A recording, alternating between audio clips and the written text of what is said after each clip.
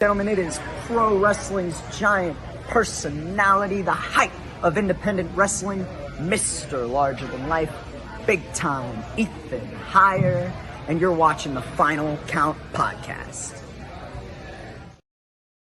This is Mega Mondo, and you're Mega listening and Mega watching the Final Count podcast. Yeah!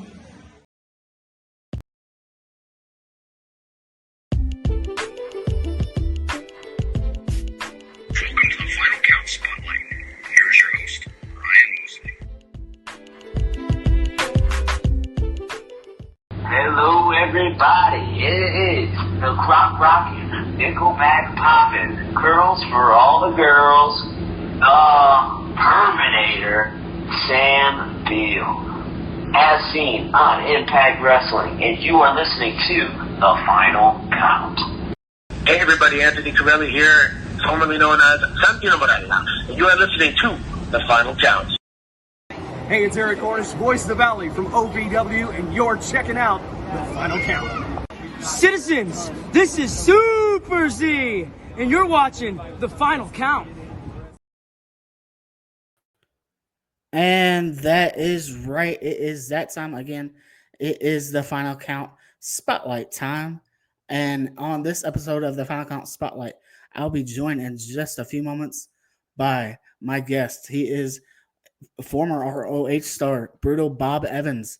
He'll be joining me in just a few moments. But I first want to thank all of you, the fans out there watching, listening, for all of your support over the years, for liking, sharing, commenting, all the good stuff, following us on all of our social media, sharing the episodes, and whether it's spotlights or our weekly episodes, or if you just support us with however you support us. If you support us by going to one of our sponsors, and let me just bring up one of our sponsors here real quick. If you head on over to jcountyapp.com and use that website right there, you go to jcountyapp.com now to get your official Final Count hoodie for only $45, and t-shirts are only $25.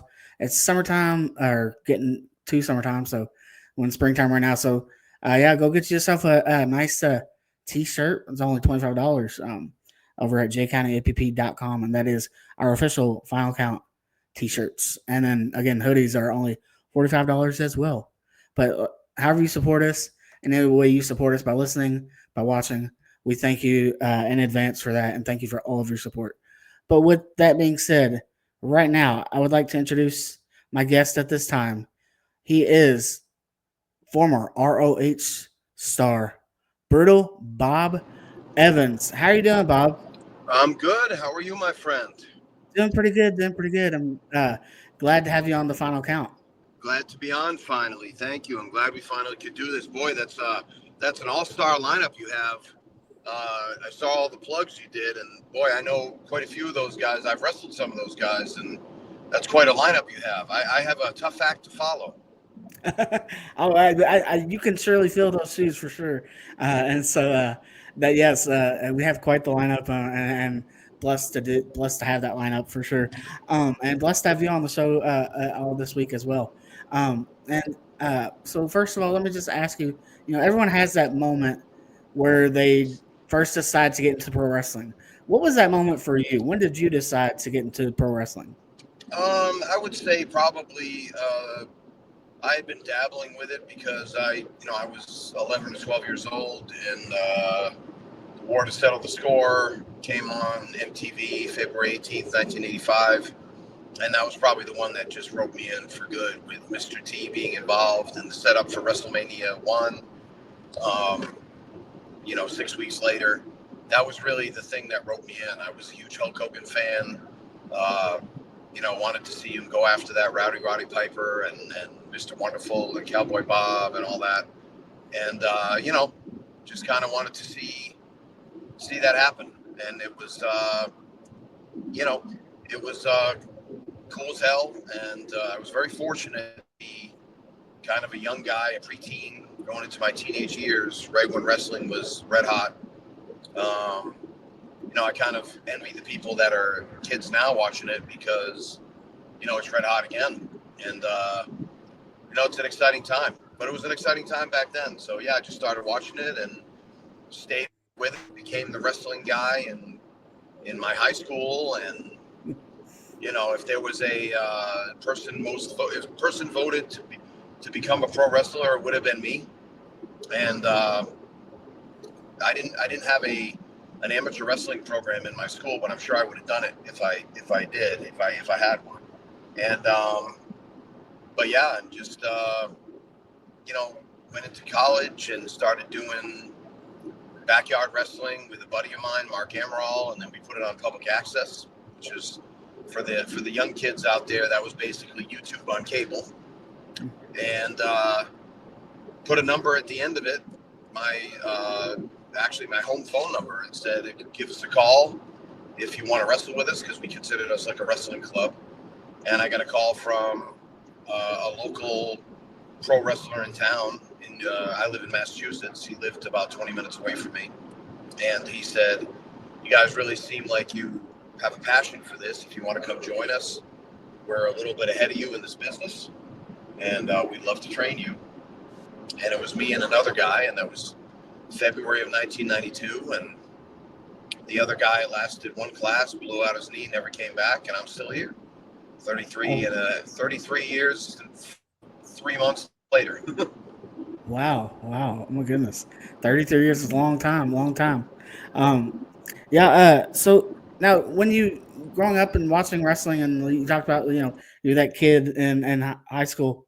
Oh, lost you. There we go. There I am. We're back. But growing up, as as a kid and everything, you talked about being that kid in high school that was, would have been most voted likely to become a wrestler. Who were some people that you really enjoyed watching, or that you, when you got into wrestling, that you kind of like patterned your career after? Let's see. Probably, Hulk Hogan was a favorite. Piper was a favorite. Later on, when I started watching, pretty much a couple months later, I started watching Crockett on WTBS, because we were fortunate to get that in our area. So the Midnight Express and Jim Cornette and Ricky and Robert, the Rock and Roll Express, Ronnie Garvin, Tully Blanchard, Ric Flair, Dusty Rhodes, the whole gang, the Road Warriors, all those guys. I don't know if I really patterned myself after any of those people, but those were the people I grew up watching, and it was pretty awesome, Right. That's a great lineup of people to have as inspirations. Now you, and I had to go back to something that you said before, about how you talked about where you wish, being a kid now, nowadays, people talk about how wrestling has boom periods. And I feel like right now we're in one of those boom periods of wrestling, where it's become real popular again, and it's not, I know when I was a kid, it's, going through school and everything, it wasn't really something you found out people that liked wrestling and stuff, and oh, you like wrestling? That's cool. I like wrestling too. And it wasn't something everybody really liked to watch it. And then, but now it's it's one of those boom periods again, and it's so so many people like watching it nowadays. And I think that it's I think it's a different era here too now, because I think it's the 6th or 7th major sport now. Yeah. Because I think it's first of all, the fake thing isn't even a thing anymore. Nobody talks about it. It's really, people have kind of evolved past that, in my opinion. I don't think that's a thing anymore. And the TKO relationship has been very beneficial for WWE to elevate their they made it cool. And I think Cody Rhodes being the champion for a year made it cool. I think Cena and The Rock going out and becoming huge movie stars, Batista, the same thing. I think that's really helped raise, give it credibility, because they can say, well, I followed him from the movies and I watched his wrestling. People can pretend like they weren't wrestling fans the whole time. And I think it's just bigger now. I think it's huge, and it's big, and it's on Netflix, and it's just in your face. It's permeated culture so deeply. I mean, John Cena's turn was the #1 story on ESPN SportsCenter. Right. I mean, that tells you everything you need to know. Now, granted, they did it with a little bit of a wink and a little bit of tongue in cheek, but not really. Like they played it off like it was. I mean, they didn't play it off super serious and made it stupid, but they didn't worry about the story. They just said what it was. John Cena is now a villain, and this is going to have, big implications at WrestleMania season. That's good enough. And I think, again, they've kind of evolved past the fake thing. Plus, ESPN has a very good relationship with WWE, and I'm sure they don't want to damage it. And it's become this thing that it's way bigger than it was. And it's kind of evolved into something else. It's just not, and I don't know if it's obviously better, but I think all sports have become such an event culture now. I mean, you're lucky you can go to a ball game or something like that for under $40-$50 a seat now. I mean, you can, but it's not as easy as it used to be. And that's the way it is. I'm not arguing. I'm not complaining. But that's I think that's what's going on there, Brian, is because the culture of wrestling is so big now and so mainstream that I think even if it sinks down a bit, it's not going to sink down in the doldrums like it did before. It's just not going to. Definitely. Just keep building and building and building. Now talk about your training. What was that training like? After you had done the backyard club, as you called it. Yeah, I mean, I started and thought like most people who do backyard wrestling, I think in the back of your head, you think you know a little bit more than you do because you can do a couple things and maybe you can do a little suplex or slam or, so I think I thought I knew a little bit more than I thought I did. So, but it wasn't like any kind of like rude awakening or, I got my head handed to me. I got stretched or it was nothing like that. I was fortunate that they tolerated my little bit of a young man's ego at the time. But when you're 19, I think you just have that anyway. And they just took me under their wing and, trained me up and found out that it hurt a little bit more than I thought it would. And I was awkward and unorthodox, and I still am. And but it's no, they took me straight along. And then a couple years later, I started training with Bruiser Costa, who was one of Killer Kowalski's original students. I think he was in his second ever class. And then I was mentored by a few guys who were in his first ever class. So, and I take a lot of pride in that Kowalski coaching tree. It's probably the most productive coaching tree in wrestling. I can't think of too many others. Maybe the Hearts and maybe somebody else that I'm missing, Eddie Graham or something like that. But there are very few coaching trees because Kowalski was trained by Thez and Thez was trained by Ezra Lewis. So we have 5-6 generations now of that coaching tree. It's pretty wild because my students are now training students and those people are going out and doing things. So it's it's very cool.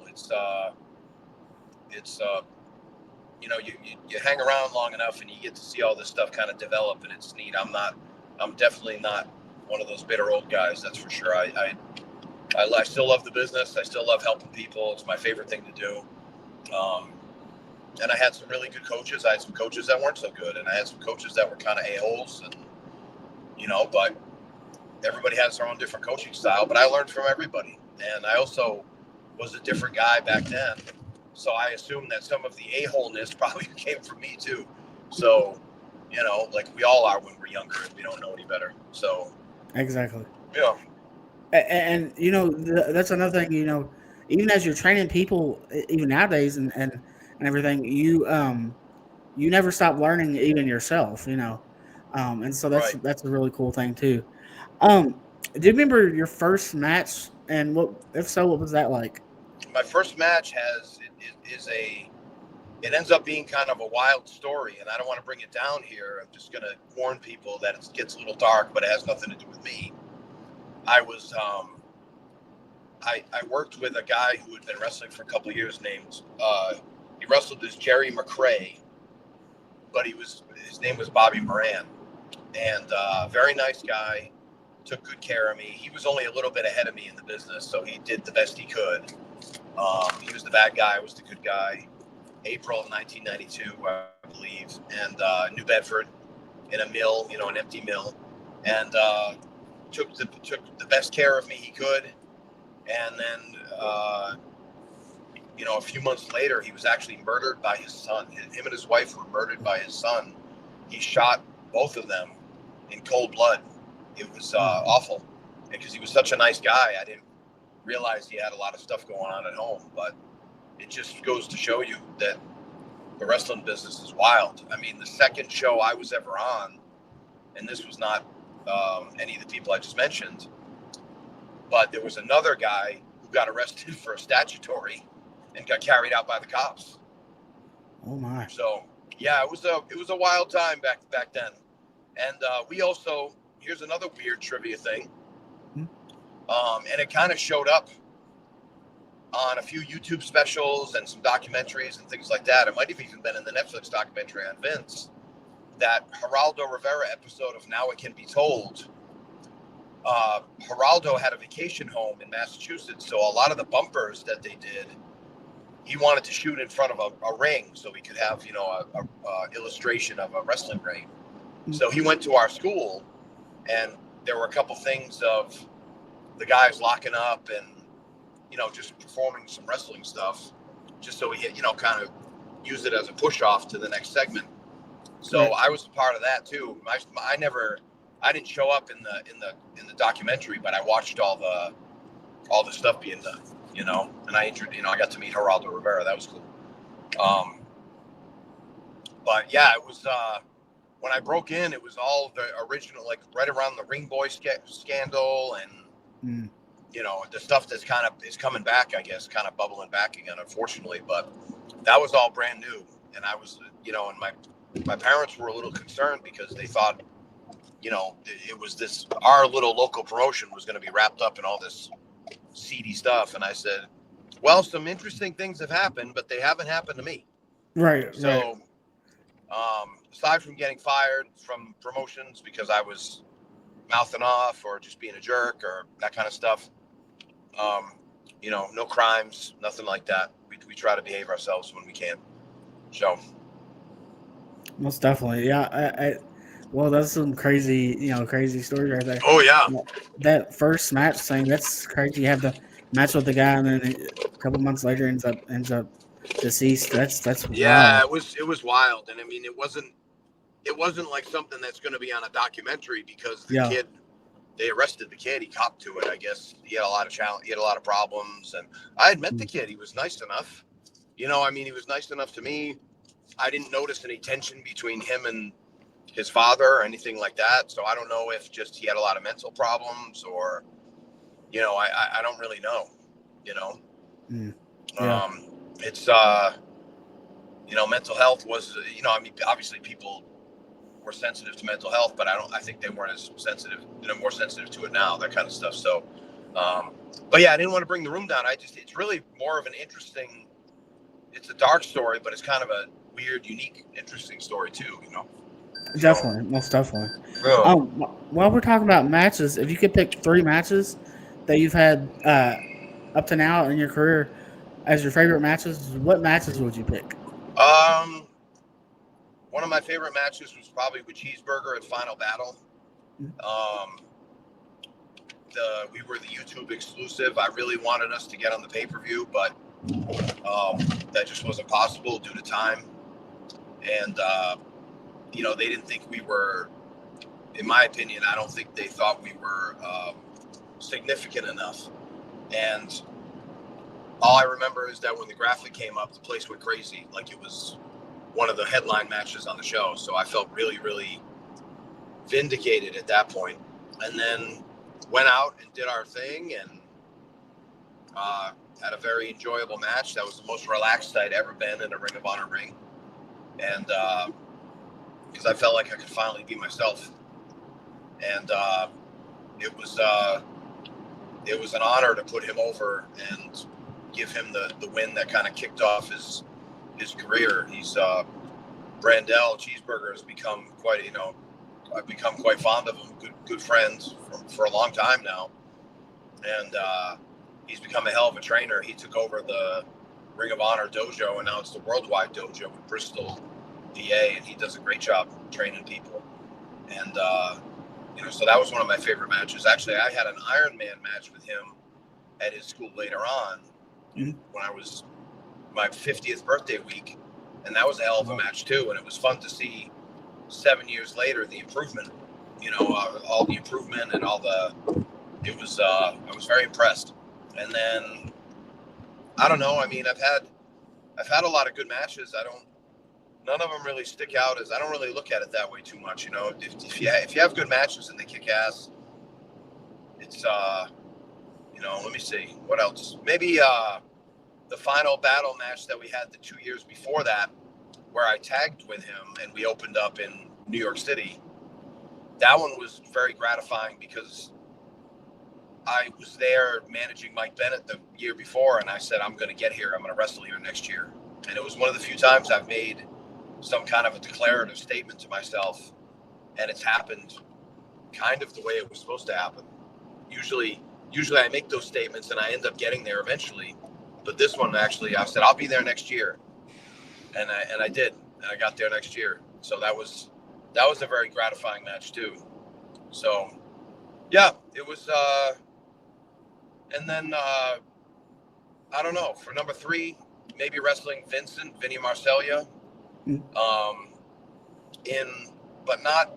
I used to wrestle Vinny all the time. I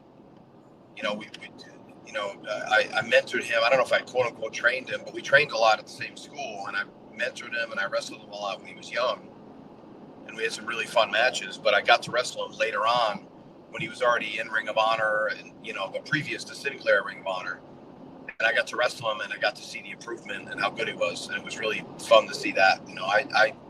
I get a kick out of seeing people improve and people doing their thing, so those are probably the 3. I don't really, as long as everybody gets out okay, we're okay. We did what we were supposed to do. It's a job well done. I look at my career more as a whole than I do piece by piece. I should probably view it, I guess, a little more individually, but, I just, and it changes all the time. Now I'm in the whole, more in the consulting and the coaching and the consulting stuff, and really trying to help promoters now. So that's a different thing. So really the wrestling is kind of just the salad on the, it's not the steak anymore. It's the salad, right. It's the mashed potatoes. So, so now that's kind of where we are. So I don't know. My career's taken so many turns and changed so many times, and I don't know if I could have predicted any of it. Definitely. It's a wild ride right there. Right. Now, how did you get the moniker Brutal before your name? How did you get that Brutal moniker? I actually used it. I always liked the name, even though I didn't really see him wrestle much because we didn't have Kansas City TV. But I always liked the name Bulldog Bob Brown, and I didn't want to change my last name, but I kind of wanted something that was alliterative. So I just used Brutal Bob Evans. I was like, well, there's no brutal anything right now, so I'm just going to use that. So, and I used it, and it just kind of flows, Brutal Bob Evans. So it flowed, and I used it in the backyard. I've used it for longer than my career, So, and I've had a few different names where people have tried to change my name or something like that, and it's just not really me. The Brutal Bob Evans thing is good, and it's a lot of times it's Brutal Bob now. That's Cornette changed it a little bit to make me Brutal Bob because we had another Robert Evans. It's so funny, the two Robert Evanses show up at the same camp from 2 different countries and get jobs at Ring of Honor at the same time. Weird. Wow. So they made me Brutal Bob and they made him RD Evans. So, Yeah, I like it because I think like you said, it flows well. Yeah. And then it's you hear Brutal Bob, if nobody's seen you wrestle before, it sounds like intimidating, and so like I like it. Um, how did you decide to call your signature move the Ugly Stick? Oh, that was, well, I stole it from Christopher Daniels, and I barely even use it anymore. But at the time, it was, his not Unprettier, but the movie does basically the Triple H deal, the where he sits out with it, right? So the Angel's Wings, there we go. Yeah, So, and I liked it. That was it. I even told him, I said, yeah, man, I used to do the Angel's Wings. My gear was kind of like yours. I really dug him when I saw him. He was, Christopher Daniels really opened my eyes. He really caught my attention when I saw him on an indie show. I was already wrestling, but I called it the Ugly Stick because you kind of look like a stick when you land, and when you get beat, you get beaten with the ugly stick. See, so that's it. there you go. So There you yeah. go. Mm-hmm. Can you talk about working with Gangrel on WWF Jacked on the August 14th, 2000 edition? Yeah, I mean, it was back then. The enhancement matches, you'd probably get on about one every 2 or 3 times you were booked. Back then, so you'd get a TV match here and there, and they wanted the TV matches to be fairly competitive, like 70-30, sometimes 60-40 if the guy was in a good mood. And he was a nice guy. He took good care of me. He was, it was so funny because, in the heat of the moment, he got me with a couple of things. Didn't hurt me, but they hurt in the moment, a little stiff, but I didn't complain. And then we didn't see each other for about 15 or 20 years after that. And he would always apologize to me through intermediaries. Oh, tell Bob if you see him, I'm sorry. And it became kind of a running joke, And then the next time I saw him in person, we ended up teaming with Vader in one of Vader's last matches. Wow. In a 6-man tag in Brockton, Mass. And so that was a nice memory. Yeah, so that was that. But yeah, I worked a couple of times. I had a match there. I just shared a match on Facebook again with me and Mike Hollow, who's a real good trainer up here in Mass, New Hampshire. Me and Mike versus Perry Saturn and Dean Malenko. And I had known Perry because Perry used to be the head coach at Kowalski School, and we used to wrestle. Me and my tag team partner at the time, Johnny Royal, used to wrestle. We wrestled Perry and John in front of like 30 people in New Hampshire once, and so Perry remembered me from the old days, and and then I had a dark match with Joey Abs, and a dark match with Aaron, Damian Sandow. Yes. His first match in WWF, and unfortunately, footage of that does not exist because that was my favorite match in WWF because I knew I wasn't getting signed. I knew Aaron was, so I just did a good job of getting him over and just did my Bob thing that I would do in the Indies and had no pressure on me, and got to wrestle in Providence. And I knew I was probably never going to have another match in WWF again, WWE. And I had a nice match in Providence in front of a sold-out house in the place I used to go to watch wrestling. So that was fun. So that's like a full circle moment right there. right. Something else I saw that this was also on Jacked. You teamed with Mike Hollow to take on Dean Malenko and Perry Saturn. Yep, that's the match I was just talking about, the one I just shared on Facebook. So okay, I got that was the one. Yep. So that's that was memorable, and that was a lot of that was fun too because Perry had remembered me from the old days. So, and Perry was always another stiff Kowalski guy, so he'd be pretty much punching me for real. And then the good thing about Perry is he'd be like, "Hit me back, brother, harder." He wanted me to hit him harder. He wanted credibility, because he was a street fighter and he knew some shoot wrestling, and he's a good dude. He still is. I know he's had his struggles, but he's I've always considered him a good guy, good heart, tough guy, real tough. Been through some stuff, but yeah, Perry's a good dude. Definitely, definitely. Now, how did your time in Ring of Honor come to be? I had pretty much resigned myself to the fact that I was just going to wrestle in New England and kind of, run my school at the time. But my school had kind of wrapped up, so I ran a school from 2000 to 2009. But it was pretty much couldn't afford the rent anymore, and it was just time to move on and do something else. So I pretty much had to start from scratch again. And while that happened, Jim Cornette had not taken over, but gone to help out at Ring of Honor.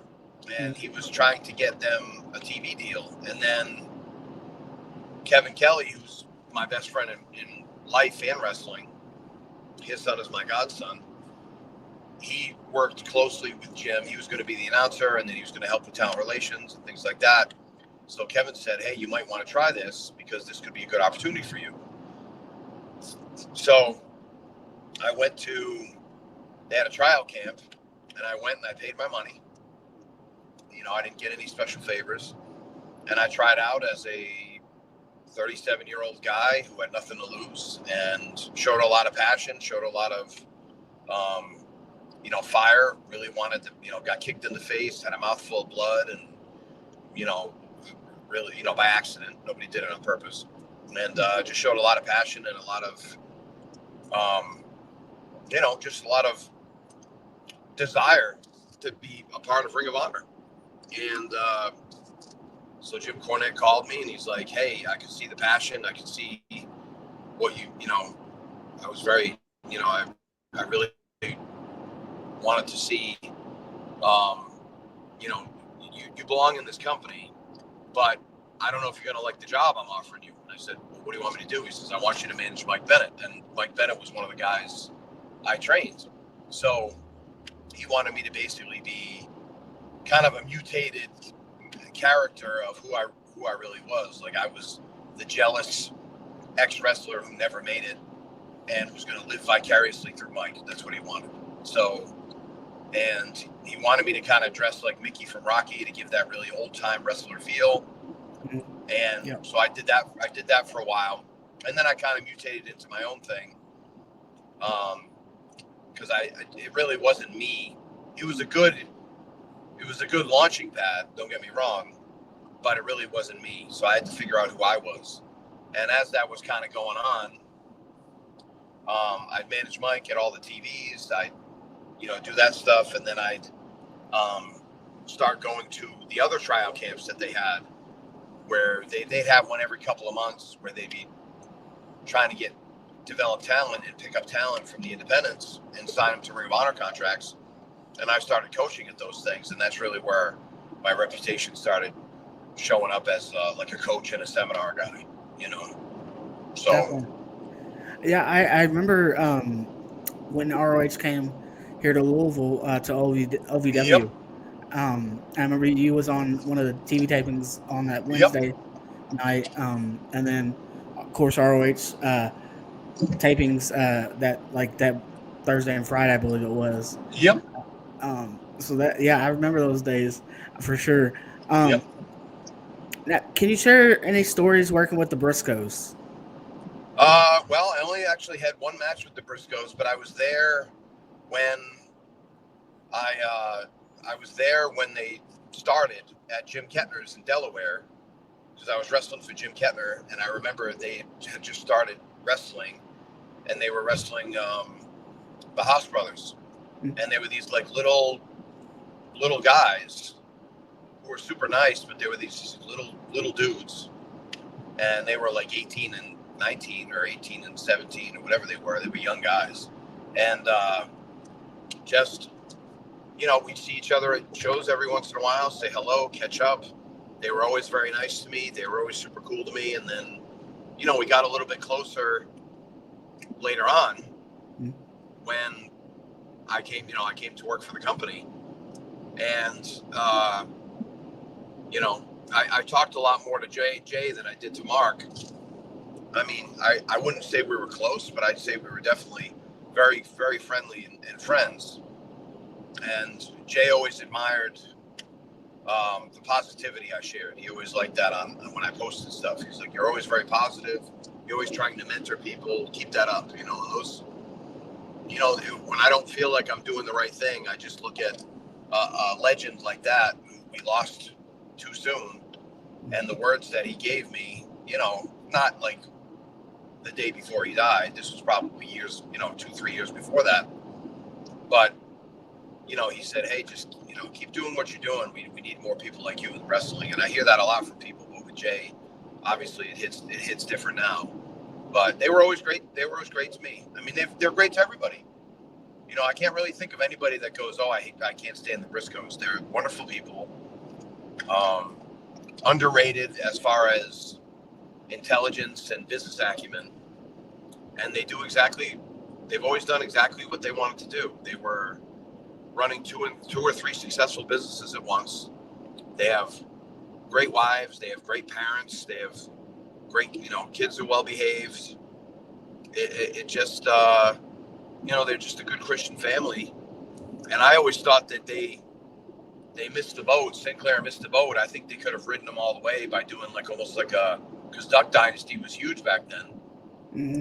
Oh. I insisted, and I wanted to pitch this and actually produce it, as in just bring it to light, and then we could all work on it. But I wanted to pitch a reality show, and the problem was that Sinclair didn't want to have anything to do with it.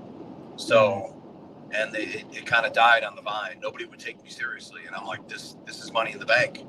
They would have had 15 seasons of it. I mean, it just would have worked, because I remember Mark telling me something about, and it was a very basic story about something on the farm, and the way he just said it, it was very interesting, and just his delivery and the way he talks just in real life is just so fascinating to me, and not making fun of him like he's some kind of hick. It was just a very interesting thing. And by the way, he's a certified genius. His IQ is over 150. He's not a dumb person. So, but he doesn't feel the need to flaunt that either. So it's, it could have been something, it really could have been something. But again, Kevin Kelly was interested. I think at that point, Jim Cornette was gone. Kevin tried to run it up the flagpole, and just nobody had any interest. And I was like, we're blowing it. This could be something that could really pump a lot of money into everybody's pocket.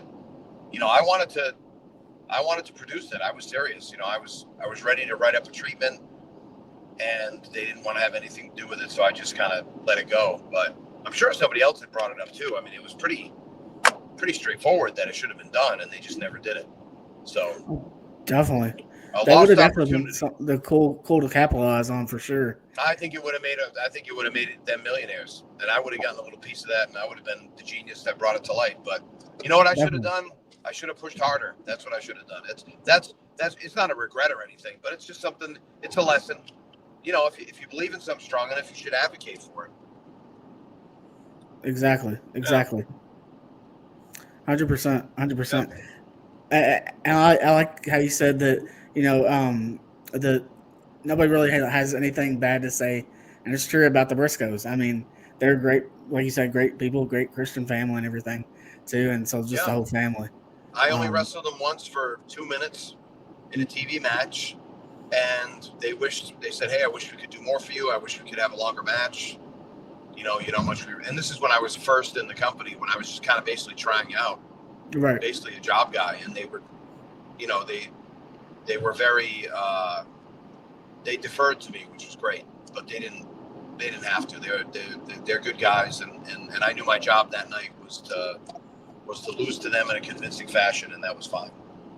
So definitely. Can you talk about working with Adam Cole for the ROH TV Championship and a proving ground match at ROH Boiling Point 2012? Yeah, that was kind of a weird circumstance that all came to light all kind of at once, and it really wasn't anybody's fault. It just kind of happened the way it did, because it was Ring of Honor. Sinclair's stupidness as usual. Sinclair, they had a real hard time navigating the waters the first couple of years. So they had booked a show in Providence, and Providence is legitimately 18 minutes from my house. And I work out in East Providence. I had a lot of friends in the area. I knew I could sell tickets, and I just said, I know I can move tickets. They weren't sure how the market was going to do. So I said, I know I can probably sell 20, 30 tickets for you. And I said, the only thing I want to do is, can I have a good competitive match? I'll lose because I'm a heel. I don't care. But can I just have a good match? And they said, yeah, who do you want to wrestle? And I said, Adam Cole, because I had but just not a good dark match with him once. And I feel like that I just didn't bring my best, and I didn't help him bring his best. And it was really disappointing for me. And I said, I really want to kind of make up for that. I really want to have a good match and put him over. And he's like, yeah, sure. It's a house show. They'll tape it for DVD, whatever. No big deal. Sure. What do we care? 10-minute match, kind of a different match. And Adam Cole wrestles Bob Evans in a house show match and beats him. And, we don't have to put Adam Cole with any of the big stars right now. It extends the lineup a little bit. And, in a smaller town, we don't have to waste a guy with Adam Cole. So everybody kind of agreed that's where we were going to go. Well, I didn't know that Adam Cole was going to win the TV title within that time. So this is a couple months before the show. So he wins the TV title. Okay, well, now it's going to be a proving ground match. Still not really a big deal. That's fine. We can do that. Well, and then probably maybe 3 weeks before the Providence show, Sinclair decides they're going to make it an pay-per-view and run it online. So now this little house show match with Brutal Bob, the ticket seller, who's an very underneath wrestler and a manager, has now become a proving ground match on an pay-per-view. And so, some people were complaining and things like that. Cornette and Delirious didn't care. They were like, we don't care. We told you we're going to have the match. We're going to give you the match. Cornette said, and he said this on his podcast, so I'm not talking out of school, but Cornette said, I was so pissed off at the fans, I'd have put the TV title on you. That's how mad I was. And and he was joking, obviously, but it's, they were very serious. And then the good news was that I probably had 50 people there to see me. And I had a bunch. We ended up turning people away at the door. It was a sold out. It was one of the few sellouts that I remember that they turned people away at the door. So they had a really, really good crowd. And I wrestled Adam Cole basically in a 50-50 match, which he was nice enough to give to me. And I wrestled it like he was a young baby face, and I was an old, young, good-looking baby face versus an old, ugly heel, and put a good heat on him, and I was a threat. And, and then there were a couple guys who shall remain nameless because I'm friends with them now.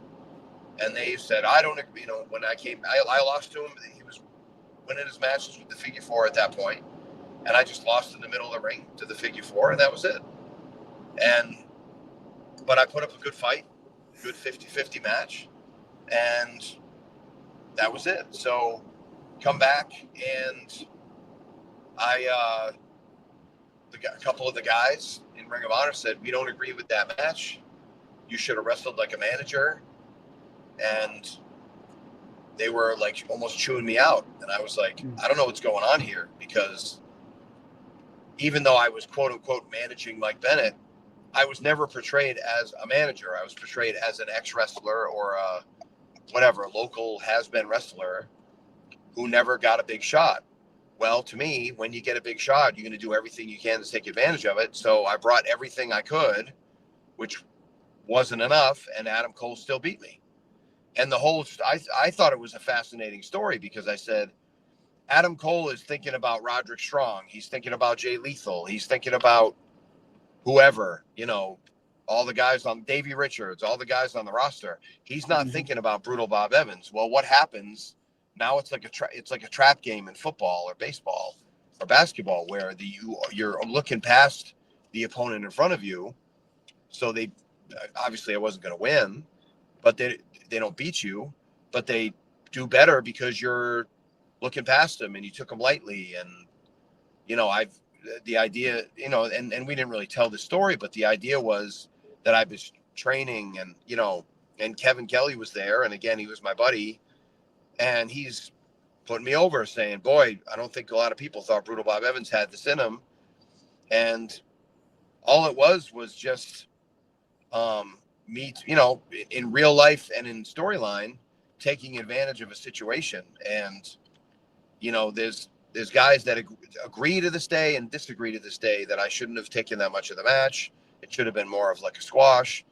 And I was like, but guys, I've been around a long time, and it was a good experience for Adam Cole to wrestle me too. I'm not chopped liver over here. I'm another veteran guy that can teach him things in the ring. And Adam's never complained about it. And a lot of the guys, stood up for me too, but there were a few loud voices that said they disagreed wholeheartedly with that match, and that's fine. Again, I don't, I stick by my decision, and Cornette and Delirious had my back, and they had no problems with the match. They thought it was a good match. And that's all it was. It wasn't supposed to be some show stealer where we do everything in the book and I'm diving all over the ring and doing every big move I can think of. That's not what this was. But it was a good, solid, competitive 10-minute match. And that's all I wanted it to be. So, no, I really enjoyed it. And Adam's a delight. I still chat with him every so often, wish him a happy birthday, or something happens, I congratulate him, whatnot. But that's it. He's a great guy. He's always been a great guy. I don't expect that to change.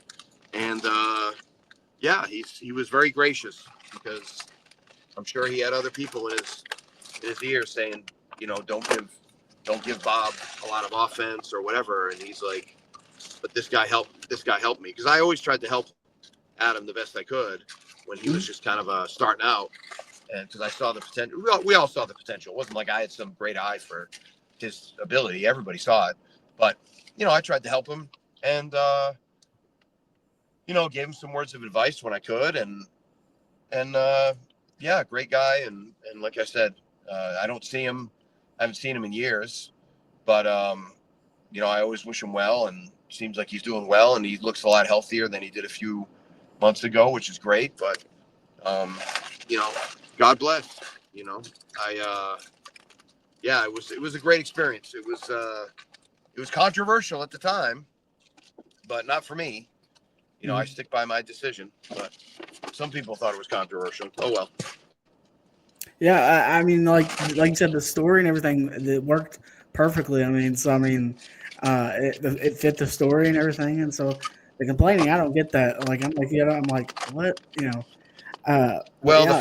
the funniest thing. Sorry to interrupt, but the funniest thing, I felt justified in the weirdest way possible. So, one of the things I always wanted to, and this is going to sound really dumb, because if you asked me, I wouldn't have been able to voice this until I saw it. But I used to read the Aftermaths, the Pro Wrestling Illustrated, the Wrestler, Inside Wrestling. And one of the sections I wanted to always get in is the thumbs up, thumbs down. And, because they usually did like a thumbs up, thumbs down. So somebody wins a title, they get thumbs up. Somebody turns on somebody or cheats to win the title, they get thumbs down, or something like that. Well, somebody must have been a fan, because they told the story exactly like it should be told. So either somebody fed it to the magazine, or the person just understood what was going on. But they gave me a thumbs up for giving it my all and showing a lot more than people thought I could do, and surprising people. So that was almost like a justification, being in the thumbs up section of the Wrestler like a few months later. Definitely. So that happened for you too, out of it too. So yeah, I love that. Yep. Who were some of your favorite people to work with in ROH? Like, just a couple of names. Adam Cole, obviously. Eddie Edwards, because I knew Eddie from the old days in Mass. Eddie also was a guy who got screamed at, forgive me, not by Delirious or Cornette, but by his buddies for giving me a lot of offense. But and later on, Eddie, I can tell this story because he corroborated it with me. I said, "Hey, can I tell this story?" And he's like, "Yeah, that's exactly how I feel." I took good care of him. We had a match or two when he was a kid, and I took good care of him and put him over, and taught him as best I could in the ring. And he always remembered the people that took care of him back in the day. Not that he was mean to the people that didn't, but you know what I mean. He gave special dispensations to the people that looked out for him when he was a kid. So later on, when he could, obviously he's going to beat me in the ring, but he gave me a ton of offense and almost like a 50-50 match, so that was good. Cheeseburger, obviously. I really enjoyed wrestling him. Enjoyed wrestling Moose in some of his early matches in Ring of Honor. Let's see, Cedric Alexander, I got to wrestle him in a 3-way with me, him and Cliff from Evil, Cliff Compton. And it was, that was a lot of fun. It was, got to wrestle Vinny Marseglia in Ring of Honor. Got to do a couple of tag matches with my partner Tim Hughes and Tough Guy Inc. So that was fun. And it was a blast. Those are probably the people. But I liked every match I had. I tried to take advantage of every match we had. And Tim and I wrestled the Young Bucks once for about 2 minutes in a gauntlet match, and we were basically a team just to lengthen out, just to kind of be the breather and the comedy relief. And we wrestled the Young Bucks. It's the only time we wrestled the Young Bucks, but we wrestled the Young Bucks when they were red hot and at the top of their game. So that was pretty cool. We have that going for us. So I always like those guys. I mean, I've heard things that they've changed or they haven't changed or whatnot. Again, I judge people how they treated me, and they always treated me well. So definitely. That's a great list of names right there. Now, how did speaking of Tim Hughes, how did your tag team with him come to be? And then how did you come up with the name Tough Guy Inc.? So I met Tim at Monster Factory when I was doing a seminar there. And because he was wrestling for the Monster Factory. And then he went to a Ring of Honor tryout. And Tim's actually about 20 years younger than me.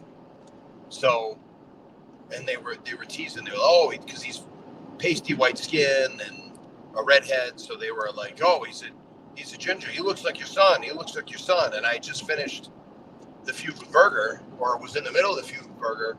So I kind of needed another guy. So it was a way for Tim to get on TV, and a way to become part of something again. So it really came from one of the trial camps where they kept saying, "He looks like your son. He looks like your son," and we never acknowledged that he was technically, was he my son or was he not my son? We never really got that deep in it. We pitched some stuff where we would do that, and it was going to be funny, but we never really went anywhere with it. But yeah, we ended up, and then Tough Guy Inc. was a team name that my buddy Alex Arion had come up with in New Hampshire for another team.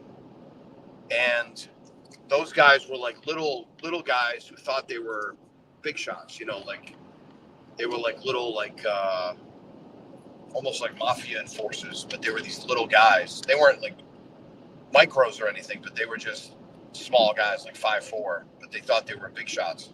And I always loved the name, but I always loved the irony of the name.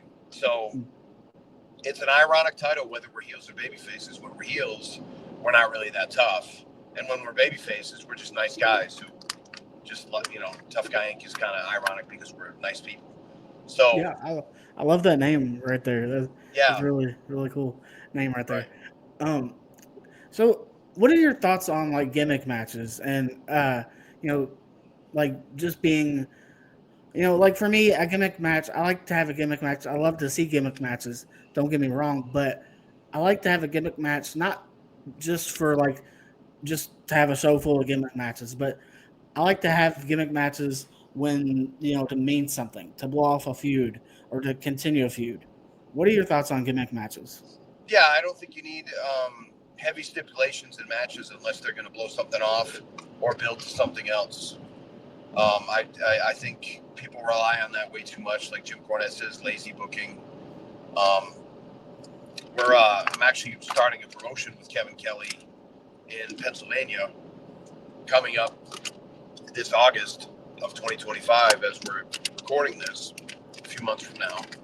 And we're going to have basically 5, 6 or 7 matches with no stipulations, nothing like that. And we're just going to have good matches with good guys and bad guys. And that's about it. And that's where we're going to be for a while. Now, if a stipulation arises, we'll do it. But I've always been a fan of very conservative booking because I think we're more into that stuff than the fans are. I don't think people come to see that stuff most of the time, unless it's going to be like a cage match or something like that. But you can really only do like a cage match a year. You can't do a cage match every 10 minutes, you know. Definitely. So yeah, I think most of the time you start conservatively and then you build to maybe one big gimmick match, and it better be on a big show that draws money. Because if you did it and it didn't mean anything, then you didn't set up your show right. For sure. And I think it goes along with telling stories and everything. So for sure. Absolutely. Do you have any interesting road stories that you could share? I mean, not really. And this is going to be boring. I'm not trying to hide anything, but early on in my travels, we took a few guys out of hotel rooms that were going to get in trouble. Maybe they were under some influence of some things, but that was never my scene. I was never a big drinker, still not a big drinker. Never did drugs, not my thing. So I was always kind of like the straight-laced designated driver, but I don't really hang out with a crew that does that. And plus, we're pretty much all business when we go. Not that we don't have a good time and we don't have some laughs and joke around, but especially since I'm older, like it's pretty much, play funny videos and funny podcasts. Yeah. While you're driving, and then get to the building, do your thing. Usually it's a seminar, then a show. Then we're usually exhausted, go to the hotel, fall asleep, and then leave early the next day and go home. So there's really no huge funny road stories aside from, a couple of accidents that everybody was okay in, and, traffic and things like that, stuck for 3 hours while somebody was airlifted and it wasn't us, in front of us on the highway, that kind of stuff. And ice storms and things like that, but nothing crazy, no big ribs or anything like that. Not really my scene. Definitely. No, that's totally understandable right there. What are three of the most important topics you teach in seminars? Well, I think how to put a match together, how to structure a match. I'm not one of these guys who bitches about wrestlers doing big moves. My whole thing is, and if you've I say this a lot. I said, I'm not the old guy in the room telling you not to do big moves, but I am going to be the old guy in the room that says, when you do the big move, it better count and it better make sense. So build your match so it makes sense. So that's the first one, kind of teach them to put a match together. Second of all, try to teach them, how to present themselves. And what I mean by that is you've got to have a baby face and you got to have a heel. Most of the time when you start wrestling, you're not going to be wrestling on TV. TV wrestling is different. TV wrestling can be a little bit more subtle. It can be a little bit more shades of gray. Do I want the shades of gray that AEW offers? No, because I think they hurt themselves by being too realistic. Yeah. And what I mean by that is you have to have a foil. You have to have a hero and a villain. It still matters. It still matters. So, and if you don't think it matters, watch when John Cena turned. It sure mattered then, didn't it? So you need that too. And then the third one is traveling. I'm a big fan of, if you want to be successful in wrestling, you have to travel. You have to get out of your home area. You don't have to drive 17 hours, but you can drive 3 hours, 4 hours, and get out of your area, north, south, east, west, and maybe travel to another country, maybe travel to maybe another state, maybe just another part of the state if your state's big enough, and go see what's out there. Go see what you can learn from other places, and figure out where you fit in this business. How are you going to do this business? What your role is, because your role may not be going to WWE. Your role may be being a good independent wrestler that has a good job at home and wrestles on the weekends, and it's a fun thing that you do to get out your aggression and keep yourself in shape, and you make a little bit of side money doing it. Because I am a big fan of people having merchandise. I'm a big fan of people making money doing wrestling, but you have to kind of go and do it. It's a reps business. You can't just go out and wrestle once a month if you want to do this business well. And you have to practice. You have to get in the ring. I recommend people practicing at least once a week, and you have to get in the gym at least 3 times a week, and keep up with the business, keep up with the trends, what's hot, what's not, that type of stuff. And those are the 3 things I teach the most. So how to put a match together, how to present yourself as a babyface or a heel, how to figure all that out, and then traveling and what all that entails. And most of the time when I teach people how to save money on the road. I teach people how to come home with more money, how to increase revenue, decrease expenses. And, that's a lot of the stuff that I teach, and it's been beneficial for people. So I'm pleased about that. Definitely. That's some great advice, and that ties into the next question I had. So I'll bypass that one because that's all good advice right there. Who would be your dream opponent? What type of match would it be? And where would the venue location be? Probably Hulk Hogan at his hottest, and probably somewhere in probably Boston or Providence or Madison Square Garden, and probably mid to late 80s. That would probably be it. I'll be the heel, he'd be the baby face, because I just want to have that. Experience. That would be the thing. Now, it doesn't really matter. I just wrestle. I'm going to wrestle people and wrestle in small buildings and carry people and teach them and have a good time, enjoy myself. I don't have aspirations to. If I'm going to ever make it on a national scale, I don't know if I would stick, because I'm very, very independent, and I have my own ideas and my own ways of doing things. By the way, that doesn't necessarily mean that my way is right for everybody, but it's right for me. And I enjoy the freedom. I enjoy my family. I enjoy spending time with my kids. My kids are, my son's going to college in the fall. My daughter's 2 years from going to college. So it's, this isn't a cats in the cradle situation, because I've been with them the whole time. I've been there. I've gone to the important events. I'm there when they come home from school. So it's not like I'm blowing them off, but you want to spend time with the kids while they're still at home and enjoy that time. And I actually have a wife that is very cool and a very awesome lady, and a beautiful person, and just a cool person to hang out with, and no drama. And she's great. And I barely spend time with her because our schedules are different. So looking forward to doing that in my golden years, which aren't here yet, but you know what I mean. And so it's really, as far as like the dream match, that would be the hypothetical dream match. As far as a real dream match, doesn't matter. Give me anybody, it's fine. There you go. That's a perfect answer right there. So in the next part of 2025, what are some of your goals as far as seminars? Do you want to do more seminars? Getting more people noticed or anything? Like, what are some goals as far as that goes? Well, we're doing a lot of, like I said, we're doing a lot of consulting. We're doing a lot of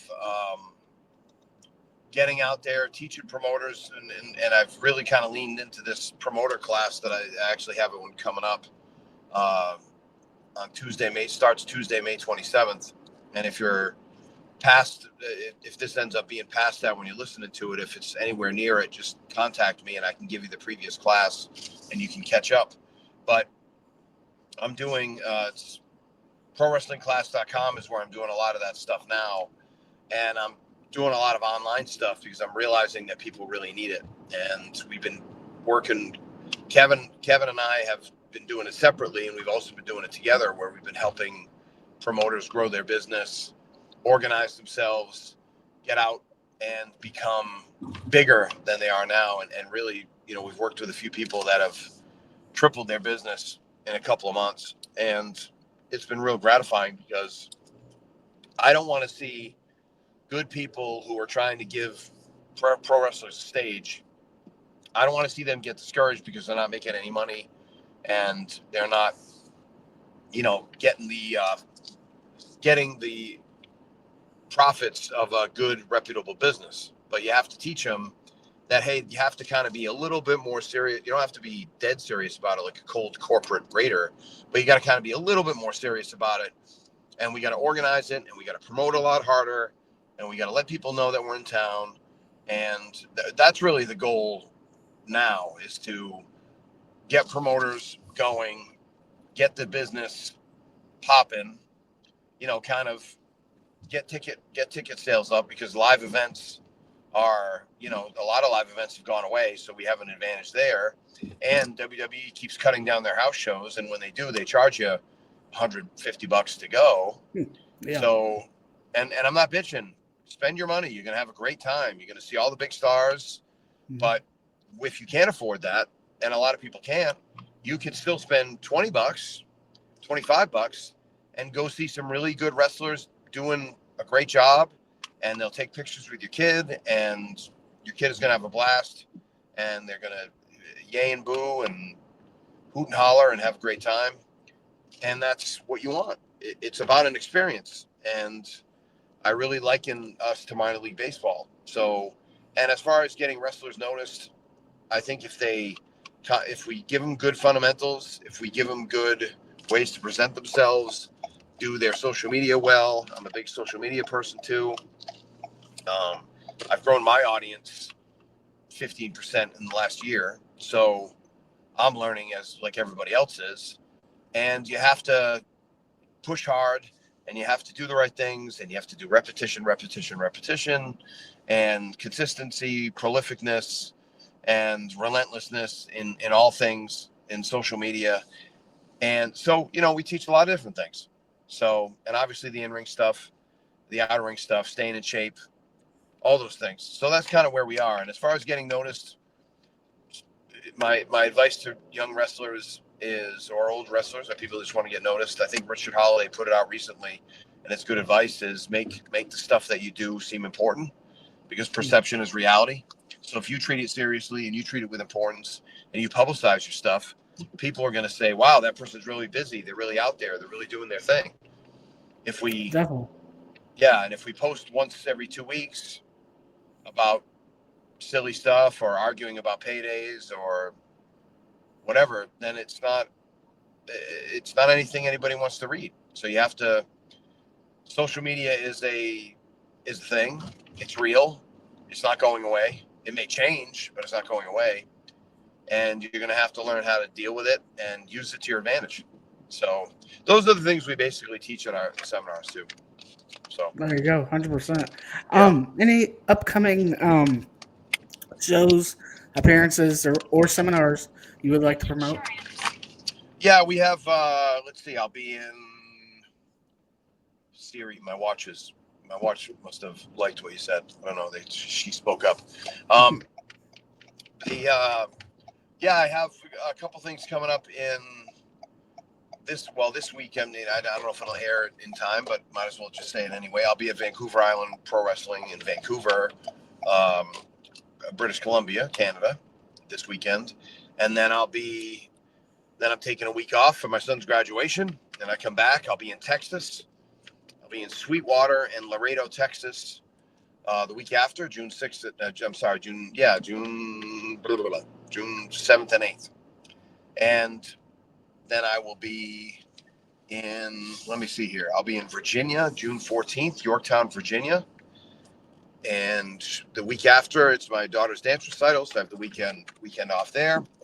And then I have the weekend after that, I'll be in New Hampshire, which is nice because that's only 90 minutes away. And I'll be in New Hampshire on I'm doing a 2-day thing there in New Hampshire at the end of June. And then July 4th off. And then July 12th, Salt Lake City, Utah. July 19th. Where am I? July 19th. Somewhere July 19th. But July 12th is Salt Lake City, Utah. July 19th is somewhere that I can't remember right now. Wait. I do. Michigan. I'll be in Michigan. And then, we just keep going. August 9th in Pennsylvania, Carlisle, Pennsylvania. August 16th, North Dakota. And I think September I'll be in New Jersey somewhere. And the beat goes on. So I'll be around. You'll see me.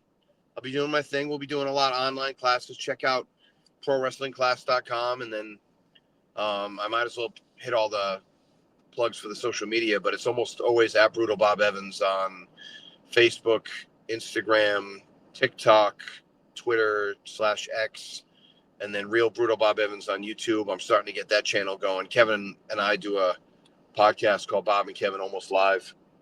And we talk about topics of teaching. So how to, instructing people and mentoring people, because not everybody can go and see us all the time. So we try to mentor from afar too. So just wit and wisdom from guys who have almost 70 years in wrestling. So yeah, that's about it. That's just about everything. There you go, fans. If you're in these areas where these shows are going to be, definitely be on the lookout and get to these shows and spend your hard-earned money and see some great independent wrestling. If you're a wrestler out there and you want to get to the seminars, get to the seminars. Go sit under this learning tree of Brutal Bob Evans, fans. I encourage you to, like I said, check out the shows, go support Brutal Bob Evans and all the wrestlers on these shows. And again, wrestlers, talent, go and get on, go and check out the seminars, go get on the seminars, go on the website as well, and check everything out. Bob, how can promoters, if they're wanting to bring you in for a seminar or a show, how can they get in contact with you? Yeah, best way is Facebook.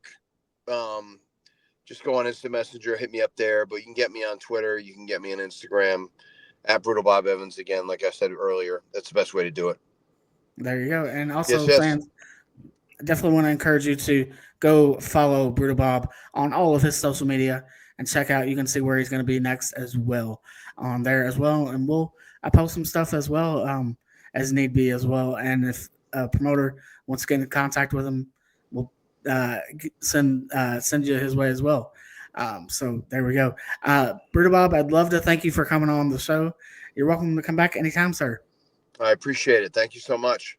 Thank you very much. All right.